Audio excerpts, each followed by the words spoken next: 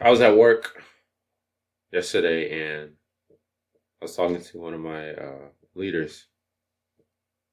And it was interesting because she brought up the point of how people were not consistent in what they do or what they say. Like, for example, she asked me if I wanted to stay. At first I said yes. No, at first I said no. I said yes. And it was just like, the reason why I said yes the second time because the other one had to stay. I was just like, okay, well, if he has to stay, let me help him out. And then she was talking about how the communication is poor.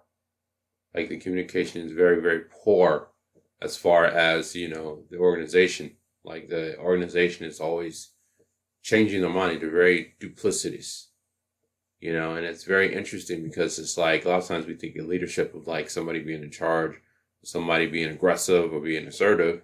But yet a lot of times we don't think about leadership as someone being expressive, someone being, honest, telling the truth. And a lot of times they don't tell the truth. Especially, where I work, they don't tell the truth. They're not about telling the truth. It's all about whatever's can be in the moment. I understand things happen, things occur, things are, switch at the last minute, but at the same time, you should have an organizational system, and it's very insightful because it's like they're very scattered. It's funny because the person who brought me down the stairs was like, oh, yeah, you have a lot of energy. It goes everywhere. It's not focused. It's like, yeah, because this place is not focused. And it's funny because they bring me downstairs and it's just like, it's like whatever he said about me is more evident than even with the company. The company itself is like very scattered, very disorganized. Communication is poor. For example, like I had to reset my password, and then the person I need to, reset it with, or fix the machine, is never available. They're always dipping out. It's like these people who are in leadership, just like they're always dipping out. They don't want to deal with problems. They don't want to solve it. They're not interested in solving it. All they want to do is pass it off to someone else. And if they're not getting anything from it, they're like, oh, fuck it. But yet they get paid to do this. I don't really understand it. And it boggles my mind. And, and the first time yesterday, when she said that, it made me really think. Like, I'm proud of myself because I said, what do you feel like? Because she was having problems communicating because, like, we need to stay. Anytime, okay, there's a balance. There's people who pull materials, supplies, and there's people who build it. Builders, they build it, they assemble it, they organize it, they get it ready. So basically, at the last minute, they said, first they were like, okay, we're going to go home at, 2:30. And then they changed the last minute. The order came down. It wasn't from them because they don't have control over that. They're just, wage slaves just like us. So I don't even I make no bones, no issue with them because they're just doing what they're told to do. That's it, and then it's just like, basically they had to stay like until like 11 p.m., which is crazy. But I think I understand. I don't know. But I'm assuming, the reason why, because the other day, and I just thought about it, it's like, okay, why are they staying so late? I'm like, hey, let me look at this at a very open-minded, objective way. Like, open-minded, like, okay, let me try not to, like, just judge it immediately. Like, a lot of times I know I'll judge things, and, like, a lot of my coworkers will judge things without investigating. Judgment without investigating is dangerous. So you always investigate. You investigate by what? Asking questions. Okay. First I ask my questions. Okay. How do I really feel about it? Okay.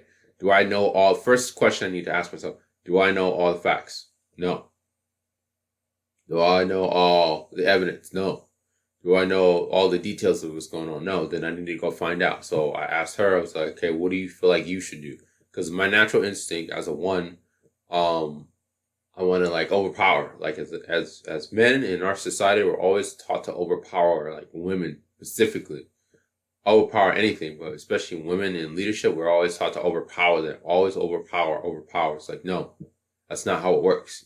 Women don't lead like that. They lead in a different way. They lead in a very, they can be like overpowering and assertive, aggressive, and all that shit. But like they're open minded. They're more like a nurturer. They're like built to be nurturers. They're built to be like a mother. Like what does a mother do? Think about it. When you're in trouble or whatever, like your mom tells you, but like she at the same time she like disciplines you. depending on how strong her resolve is. But yeah, she actually has like compassion for you. She disciplines you, but has compassion. That's what she does, and I see it. It's written all over her face. She has a lot of compassion for us. And a lot of times, I fail to realize that. Like, I need to be more compassionate towards other people. Like, hey, as in like understand what they're going through and like empathize with them. I may not agree with them. My job is not to agree. As a two, my job is never to agree or disagree. My job is to understand. See, it's a lot of times we're taught to either agree or disagree, but my job is to understand, like understand what they're going through. And with that, it's just like I could better like understand what's really going on, and then put it into context, like as in how does my idea fit into the whole broad idea of like what I'm doing, what they're doing, and how am I going to respond to that? And I thought about it because the other day was Tuesday, whatever. They had to go home early. I'm like, they had to go home like literally 4 hours early. Imagine you come to work and your boss tells you, oh, you got to go home, especially with this whole pandemic thing. You have to go home because like, oh, we don't have enough paper and pens, or the internet's not working. See, that's how we are. We're so dependent on all these other things. We don't know how to solve problems without technology. We just don't know how to do it. If something happens to where, and this is what, we all need to work on, including myself, it's like we need to be more independent. We need to have our own resources, our own supplies, our own materials.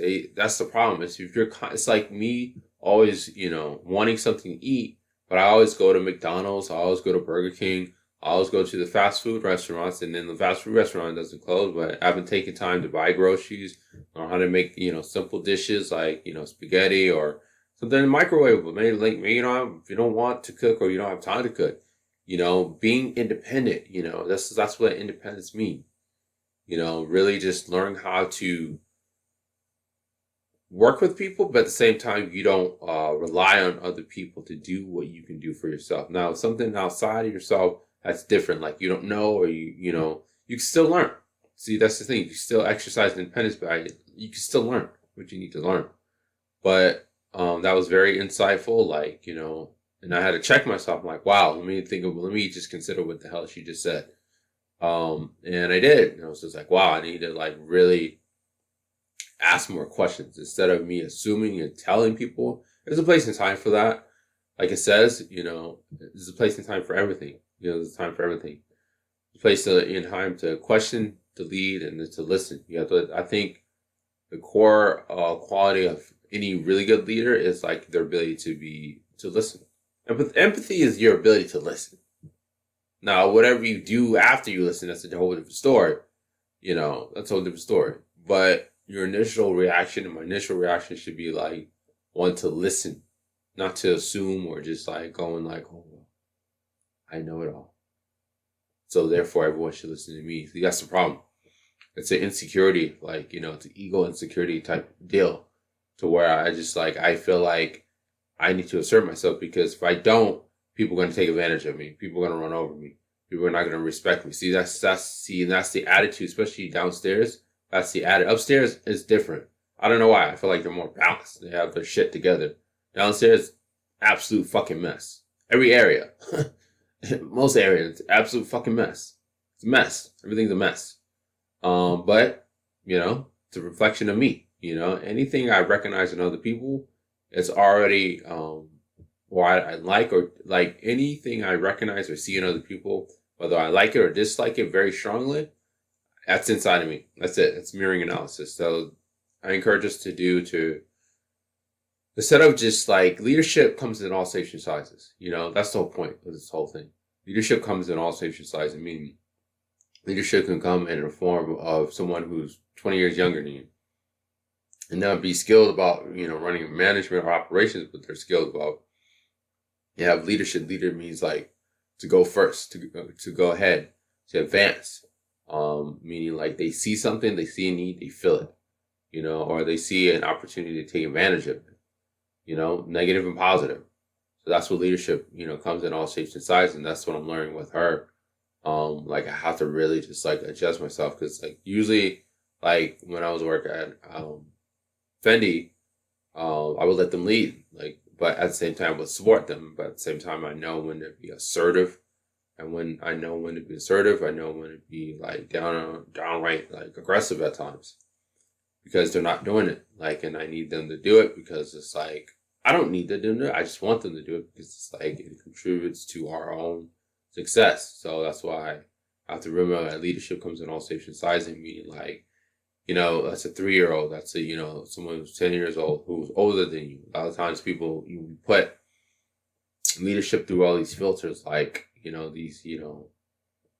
these biases or discrimination, a lot of discrimination. Like, oh, he can't lead because, his skin color, his background, his economic status, his, educational status, the, 4-year, 8-year indoctrination society's brainwashing program.